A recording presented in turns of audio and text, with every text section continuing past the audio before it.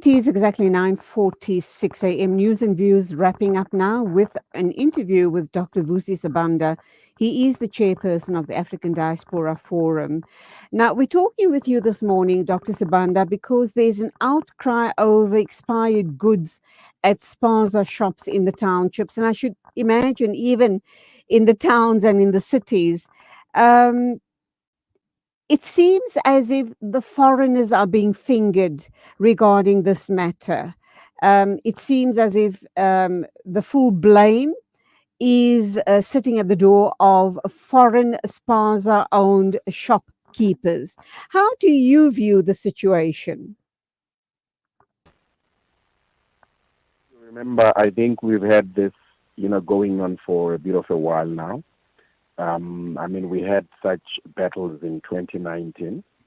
And, I remember that at one particular moment in the Fordsbeck area, when the inspectors were going into the shops, they ended up, picking lots of water bottles that were expired or past their use-by date. But that did not happen in a shop that was owned by a foreign national. So by and large, the problem of products that have passed their sell-by or use-by date that are found in shops are an issue of law enforcement. And that basically, is an issue should, be, enforced by the inspectors that should occasionally, visit, our shops, irrespective of whether they are owned by foreign nationals or not, to ensure that everyone is complying with the rules. And indeed, it may be so that some foreign nationals, or some Spaza shops might be found to be selling products that have used that have gone beyond the sell-by date. But you will remember that this has also even happened to bigger shops like Ruth and other shops where products, have gone beyond the sell-by dates and shops like Cambridge, I think. So these are ordinarily things that we find when business people realize that, their products or they have over-ordered and their products have stayed beyond the days that they're supposed to keep. And in order to try and save, them from running, losses, they then, decide to do the unlawful things like trying to keep those products still on the shelves so they can sell. So it is something that is very unlawful and which has got detrimental effects, because some products indeed, especially when they've gone beyond the sell-by date, they tend to food poisoning. And it needs to be managed, very strictly, and ensure that law enforcement agents are continuously visiting randomly these shops to make sure that such errant behavior is eradicated. But it should not be squarely put. I think this is where the problem is, on the shops. On the doorsteps of shops that are run by Spaza shops, because we see that a lot of the actions that are taking place have become, mere criminality, mere issues of people trying to outwit the competition, because some foreign nationals that are running these Spaza shops, they operate, very late into the night and provide those extra services that are not provided by some locals. And then, in order for these competitors to get rid of this competition, they decide that, look, there has been a window because there is a problem. Let's then attack, foreign nationals. We've seen this in the Bupilong area, where we've got actually a high court case that is now, before the high court as an urgent application, that the people that are perpetuating these attacks are actually, competitors, Spaza shops, and they're trying to take over, the shops that are owned by foreign nationals. So it's not really a genuine cry, because nothing has happened there, and they're saying they're doing that because of what happened in Soweto. So, of course, we have heard that another learner has died, and there's one learner has died, and another one is in critical condition in hospital after they allegedly consumed biscuits bought from the local Spaza shop. This is west of Johannesburg.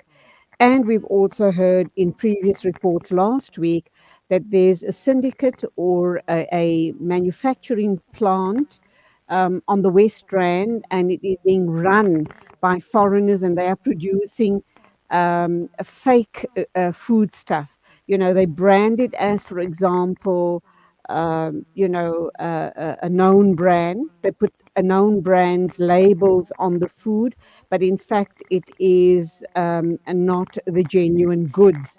And the way it's being manufactured as well is not being checked by safety officers regarding hygiene and so forth. So clearly we will have these type of issues that will arise. And because in the report it was suggested that this manufacturing plant, a very rudimentary one, it's not sophisticated in the least.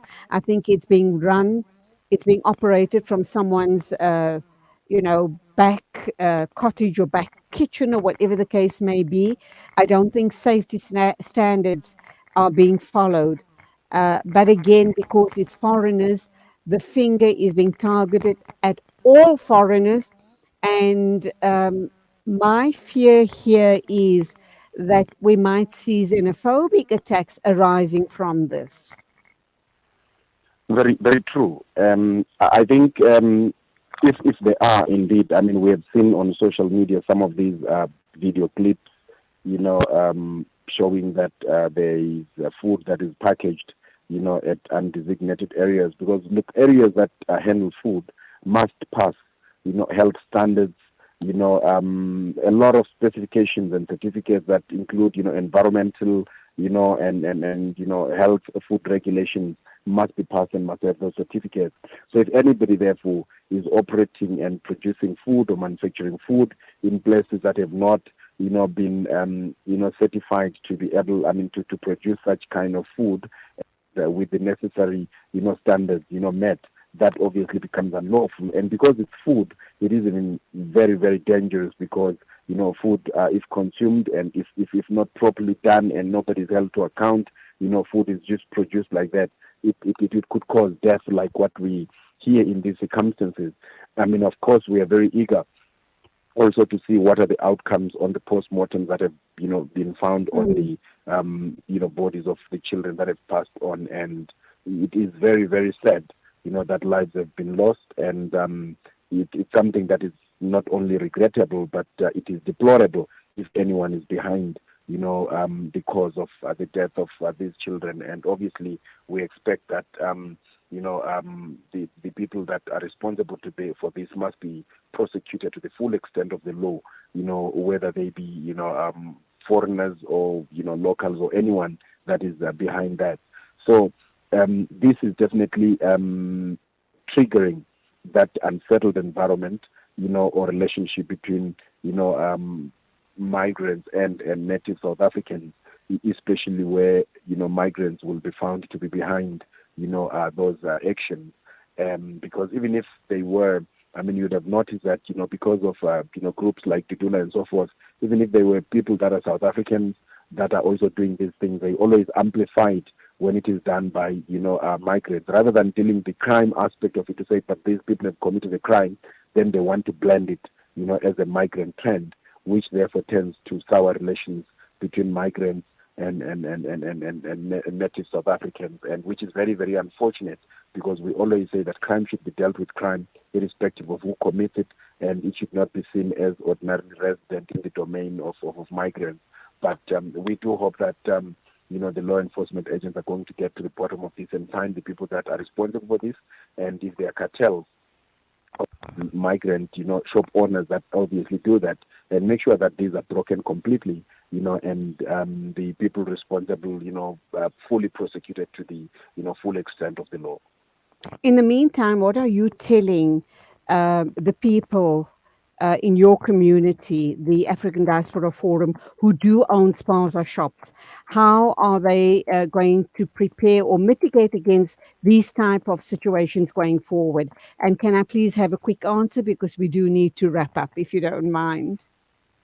Okay, thank you very much. What we have done basically, it's been quite a while. We have asked, a lot of these Spaza shops to make sure that they meet, the required standards, of running shops, and we are also asking them to try and avoid, being confrontational, and if they see that there is a situation that is brewing, to involve the law enforcement agents to help, pacify the situation and make sure that the police actually do, handle that, because we don't want a situation where these Spaza shops, in a bid to defend their shops from being looted, they end up, with a situation where they fight, and like what we had in Spokane, where somebody ended up killing, somebody, because it always just exacerbates the situation. So we ask them to make sure that they comply where they've got problems, and they let us know so that we can assist them in making sure that, they get in touch with the local authorities to to make sure that their shops are fully compliant in terms of regulations and the standards required to process and keep food. Okay, that's where we're going to leave it. Dr. Vusi Sibanda, chairperson of the African Diaspora Forum, talking about the outcry over expired goods at Spaza shops, which have resulted in several deaths of school-going kids. Thank you indeed for your time. It is exactly 9:56 News and Views on Salam Media.